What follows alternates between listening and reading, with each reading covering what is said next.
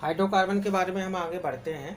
देखते होंगे पहले एक देख लें आप कार्बन के 3 आइसोटोप आपने पीछे देखे थे, C12, C13 और C14, जिसमें से ये C12 जो है 99% हमारे पृथ्वी पर पाया जाता है। पृथ्वी पर यानी यूनिवर्स पर 99% है, इसी की मात्रा सबसे ज़्यादा होती है और इन्हीं से ज़्यादातर चीज़ें हम बनाते हैं। C13 जो है वो 1% पाया जाता है और C14 जो है वो ये ना के बराबर है, यानी ये जीरो है, जीरो के लगभग है, थोड़ा सा है इसका 0.0000 करके 1 पॉइंट है।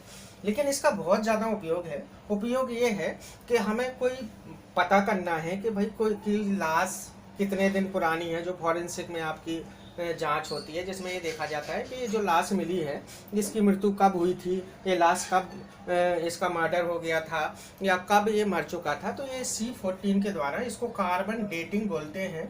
कार्बन डेटिंग यानी इससे ये पता किया जाता है कि कोई जीवाश्म है या कोई प्लांट है या कोई एनिमल्स है या मानव है, वो कितने दिन पहले मर चुका था, इस पृथ्वी पर कितने दिन पहले था। वो इस कैसे होता है, जनरली हम जब रेस्पिरेशन करते हैं, रेस्पिरेशन यानी श्वसन करते हैं, श्वसन में हम CO2 लेते हैं, तो CO2 का ज़्यादातर जो हिस्सा है हमारी बॉडी में पाया जाता है।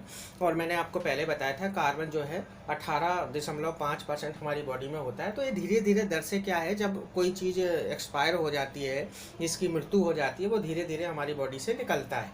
जब धीरे धीरे निकलता है तो उसकी मात्रा ये देखी जाती है कि वो इतने दिन में अगर वो इतना हमारी बॉडी से निकल गया है तो इसका मतलब ये चीज़ इतने दिन पहले मरी थी। तो इसी C14 के द्वारा हम ये कैलकुलेट करते हैं कि इसमें कार्बन की मात्रा इतनी बची है, इतनी मात्रा लॉस हो गई है, तो वो चीज़ इतने दिन पहले मर चुकी है, इस दुनिया के अस्तित्व में इतने दिन पहले थी और इतने दिन बाद नहीं है। खैर, हम आगे बढ़ते हैं।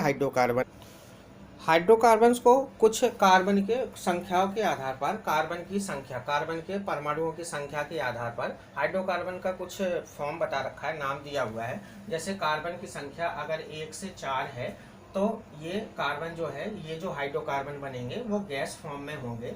और गैस फॉर्म का मतलब है कि जो कौन सा गैस होंगे, फ्यूल गैस होंगे, जो आप अपने घरों में यूज करते हैं, वाहनों में यूज करते हैं। जैसे आप LPG देखें या आप CNG देखें या आप PNG देखें, तो ये आपके सारे नेचुरल गैसें हैं, इनको नेचुरल गैसें भी बोलते हैं और ये सारे स्वच्छ ईंधन कहे जाते हैं। स्वच्छ कहने के इसके 3 रीजन हैं। एक तो इनका लो बॉइलिंग पॉइंट होता है, बॉइलिंग पॉइंट यानी ये आसानी से क्या हो जाते हैं जी, आग पकड़ लेते हैं, इनको जलाना बड़ा आसान है। एक इनमें कार्बन की संख्या कम होती है, इसलिए ये ज़्यादा CO2 नहीं छोड़ते हैं, यानी ज़्यादा वायुमंडल को नुकसान नहीं पहुंचाते हैं। इनका तीसरा क्या है, इनका मास यानी द्रव्यमान बहुत कम होता है, जिसके कारण इनको ले आना बड़ा आसान होता है और ये कम खर्चीले होते हैं, इनमें ज़्यादा पैसा खर्च नहीं करना पड़ता है और इनको सिलेंडर के रूप में या छोटी सी जगह में इनको रखा जाता है। तो ये गैस के फॉर्म में होते हैं 1 से 4 तक। अब आगे बढ़ते हैं तो आप कार्बन जो है, कार्बन की संख्या C5 से C7 तक जो होती है, ये कार्बन के ये भी आपके जो है थोड़ा सा सॉल्वेंट के रूप में पाए जाते हैं।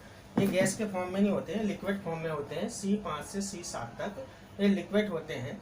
लेकिन ये लिक्विड कौन से होते हैं, ये लिक्विड जो है सॉल्वेंट फॉर्म में होते हैं। सॉल्वेंट किसको बोलते हैं, जो विलायक होते हैं, यानी जो बिना किसी दूसरी चीज को मिलाए इनका यूज आप नहीं करते हैं। तो इसमें क्लोरोफॉर्म आता है आपका इसमें एल्कोहल आता है, इसके में आपके एरोसोल वगैरह आता है।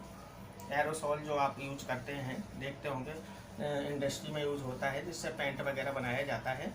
तो ये सारे 5 से 7 कार्बन जिनमें होता है वो इनमें ये पाया जाता है। तो इसका मतलब इसमें कार्बन की थोड़ी सी संख्या ज़्यादा होती है। अब आगे बढ़ते हैं तो आप देखेंगे जिनमें कार्बन की संख्या 6 से 18 तक होती है, 6 से 18 तक के कार्बन ये लिक्विड फॉर्म में होते हैं, ये लिक्विड होते हैं। अब ये लिक्विड होने के कारण ये इनका प्रयोग हम गैसोलीन और प्लस में जेट फ्यूल के रूप में करते हैं। गैसोलीन प्लस जेट फ्यूल, जो जेट विमान हैं आपके रॉकेट वगैरह, इनके फ्यूल में हम इनका यूज करते हैं, गैसोलीन प्लस जेट फ्यूल में। अब जेट फ्यूल आप समझ गए। गैसोलीन क्या होता है, गैसोलीन क्या है, कार्बन बेस्ड फ्यूल है, कार्बन बेस्ड फ्यूल। अब कार्बन बेस्ड फ्यूल क्या है, हमारे 2 तरह के हैं। एक तो बायोफ्यूल, जो आजकल का कंसेप्ट है, मॉडर्न में युग में चला है बायोफ्यूल, जो हम आजकल बना रहे हैं, ये कैसे क्या होते हैं, ये बहुत जल्दी बन जाते हैं, इनमें ज़्यादा समय नहीं लगता है, आसानी से बन जाते हैं। ये कहाँ से बनाया जाता है, इनको जो हमारे एग्रीकल्चर के खेतों से जो बचा हुआ अवशेष है उनसे बनाया जाता है। जिसका एग्जाम्पल पराली है। पराली जो दिल्ली के में बहुत ज़्यादा बढ़ जाता है, पॉल्यूशन बढ़ाता है, पराली एक कारक है उसका सर्दियों के टाइम पर, तो इससे हम बायोफ्यूल बना रहे हैं।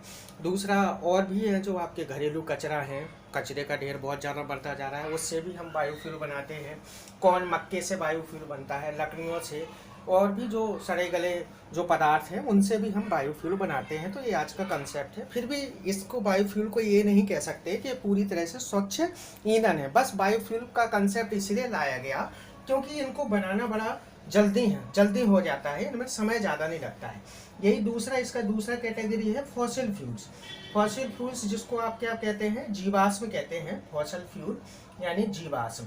ये जीवाश्म क्या होते हैं आपको पता है, पेट्रोल होता है, डीजल होता है और कोयला होता है, इनको हम जीवाश्म कहते हैं। तो इनको क्या है, बनाने में लाखों करोड़ों साल लगते हैं, इसलिए इनको रिप्लेस करके इनका निर्भरता कम करने के लिए बायोफ्यूल का कंसेप्ट लाया गया है। तो ये लिक्विड फॉर्म में होते हैं।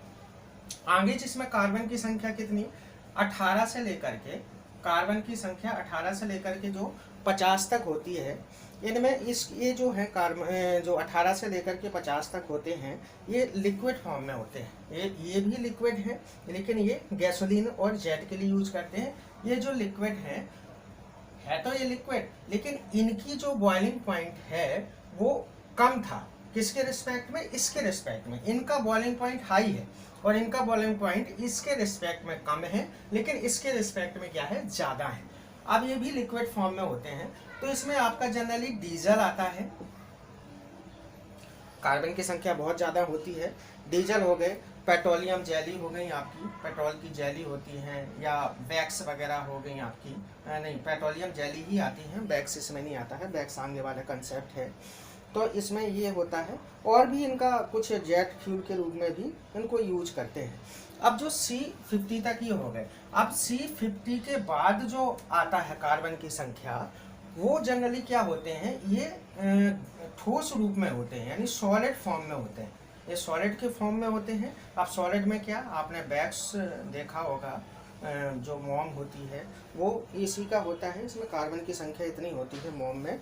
और भी काफ़ी चीज़ें हैं जो इसमें पाई जाती हैं, आगे की क्लासों में हम देखेंगे। अब आप देखेंगे कार्बन की संख्या 50 तक है। जब कार्बन की संख्या C50 और 60 के बीच में आपने देखी होगी पीछे, जिसमें से एक मानव निर्मित एक पदार्थ हमने बनाया है जिसको हम बकमिनिस्टर फ्लोरीन बोलते हैं। बकमिनिस्टर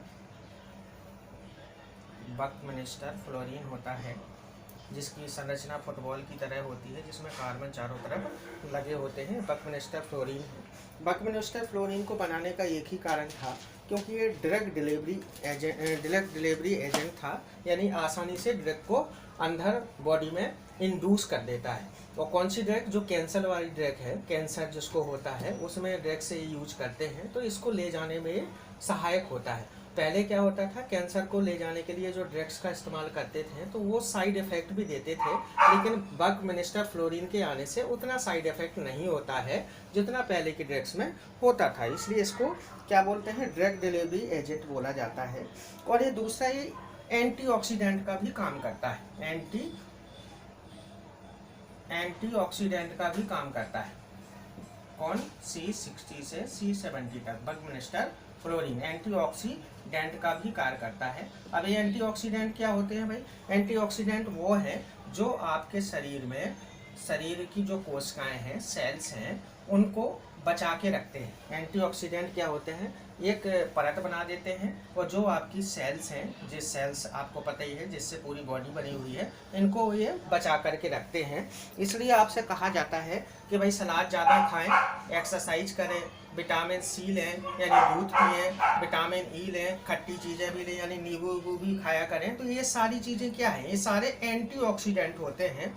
और एंटीऑक्सीडेंट क्या काम करते हैं, सेल्स को बचाते हैं हमारी, और जब सेल बचेगी तो हमारा ग्रोथ होगा। इसलिए हम जनरली इनको सलाद के रूप में, सलाद बहुत ज़्यादा खाने को हमें कहा जाता है, विटामिन सी दूध पीने के लिए कहा जाता है, तो ये सारे एंटीऑक्सीडेंट हैं। अब इसके आगे जो कार्बन पाया जाता है C70 से आगे वाले जो हैं, ये पॉलीमर का काम भी करते हैं और भी इनका यूज है। तो ये पॉलीमर और जो और भी हमारे डेली लाइफ में इनसे बनाए जाते हैं पदार्थ, इनका हम बाद में डिस्कशन करते हैं।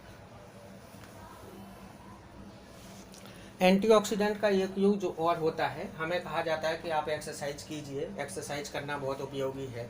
एक्सरसाइज करना उपयोगी इसलिए है क्योंकि एक्सरसाइज क्या करते हैं, एंटीऑक्सीडेंट को बढ़ा देते हैं, और एंटीऑक्सीडेंट बढ़ने से हमारे शरीर में जो रेडिकल्स बने हैं, रेडिकल्स क्या होते हैं, एक खतरनाक पदार्थ होते हैं जो हमारी कोशिकाओं को, शरीर के और अंगों को नुकसान पहुंचाते हैं। तो हम अगर एक्सरसाइज करते हैं तो एक्सरसाइज एंटीऑक्सीडेंट को क्या कर देगा, बढ़ा देगा। एंटीऑक्सीडेंट बढ़ने से हमारे शरीर में जो कोशिकाएं हैं उनको एक रक्षा कवच मिल जाएगा। रक्षा कवच मिलने के से क्या होगा, जो ये रेडिकल हैं उसको डैमेज नहीं कर पाएंगे, और हमारा शरीर का जो विकास हो रहा है, जो हमारे शरीर में कोई बीमारी अगर पल रही है तो वो धीरे धीरे बीमारी से भी हमारी रिकवरी हो जाती है।